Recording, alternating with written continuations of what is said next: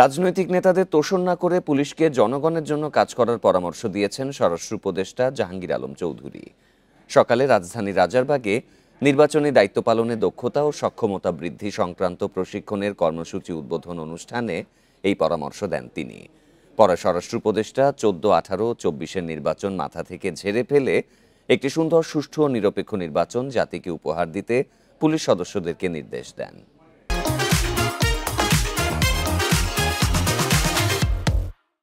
সামনে জাতীয় নির্বাচন, যা বহু বছর পর অবাধ, সুষ্ঠু ও অংশগ্রহণমূলক পরিবেশে অনুষ্ঠিত করার লক্ষ্যে আমরা আন্তরিক এবং নিরলসভাবে পরিশ্রম করে যাচ্ছি।